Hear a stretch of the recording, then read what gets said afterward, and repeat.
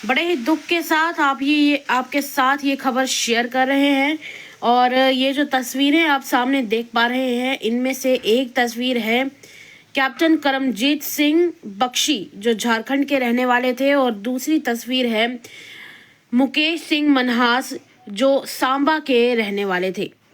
नमस्कार, आप लोगों का स्वागत है द न्यूज़ में, और मैं हूँ साक्षी साहनी। एक ऐसी खबर आज आपके समक्ष लेकर उपस्थित हुए हैं जिसमें अगर आप कमेंट में ओम शांति लिखकर आत्मा की शांति की दुआ करेंगे तो शायद इन लोगों की आत्मा को शांति मिल जाए।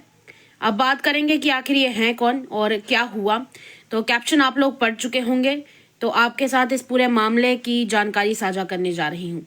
दरअसल आईईडी विस्फोट में कैप्टन करमजीत सिंह समेत 2 लोगों का बलिदान हो गया है। दरअसल हुआ ये कि अखनूर में एलओसी के पास एक धमाका होता है जिसमें इन दोनों के साथ में एक अग्निवीर भी बुरी तरह से घायल हो जाते हैं। मामले की सारी जानकारी आपको देने जा रही हूँ। दरअसल अखनूर सेक्टर में मंगलवार के दिन नियंत्रण पर तारबंदी के पास आईईडी ब्लास्ट होता है जिसमें सेना के एक कैप्टन समेत 2 जाबाज आगे से बलिदान हो जाते हैं, यानी शहीद हो जाते हैं, और इसी के साथ एक अग्निवीर भी घायल हो जाते हैं। दरअसल एक आशंका ये भी जताई जा रही है कि आईईडी इन आतंकवादियों द्वारा तारबंदी के पास इंडियन रीजन में फिट की गई थी, यानी कि इन टेररिस्ट जो है उन्होंने एक चाल चली और उन्होंने नियंत्रण रेखा यानी एलओसी के पास एक आईईडी रखी थी जो ब्लास्ट हो गई। अब उसके बाद फिलहाल सेना ने इस पर अभी तो कोई अपनी तरफ से रिएक्शन नहीं दिया है, इंडियन आर्मी की तरफ से कोई रिएक्शन आया नहीं है। फिलहाल उन्होंने सिर्फ इतना ही बताया है कि इस आईईडी ब्लास्ट की वजह से इन दोनों की जान चली गई है और ये दोनों शहीद हो गए हैं। दोनों का नाम एक बार फिर से आपको बता देती हूँ। ये है कैप्टन करमजीत सिंह बख्शी जो झारखंड के रहने वाले थे, और ये दूसरे हैं मुकेश सिंह मनहास, ये सांबा के रहने वाले थे, जम्मू कश्मीर से ताल्लुकात रखते थे।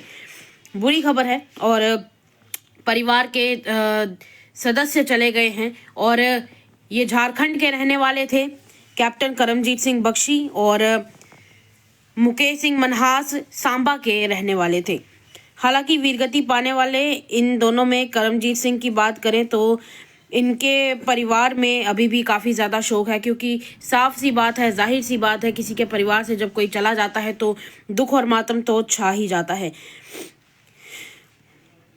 घायल अग्निवीर नमन सिंह जो हैं, जिनके बारे में मैंने आपको थोड़ी देर पहले ही बताया कि इन दोनों के साथ एक अग्निवीर भी घायल हुए हैं, उनका नाम नमन सिंह है, और उन्हें हेलीकॉप्टर से सेना ने 170 मिलिट्री हॉस्पिटल में ले जाकर उन्हें भर्ती किया गया है। वहां पे उनका इलाज चल रहा है।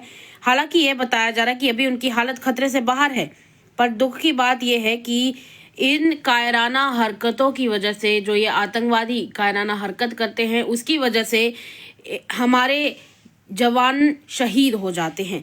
हालांकि अब आगे चलेंगे। इसी बीच सेना की उत्तरी कमान ने, यानी कि उनके नॉर्थ जोन के कमांड ने प्रमुख लेफ्टिनेंट जनरल सुचेंद्र कुमार ने सैन्य कर्मियों के साथ सर्वोच्च बलिदान को सलाम किया, यानी उन्होंने कहा कि वो इनकी इस बलिदान को सलामी देते हैं। हालांकि एक बार फिर से आपको बता देती हूँ, जम्मू कश्मीर के उपराज्यपाल मनोज सिन्हा ने भी इसके ऊपर अपनी प्रतिक्रिया दी है, और उन्होंने कहा है कि बलिदानियों की वीरता को कभी भुलाया नहीं जाएगा।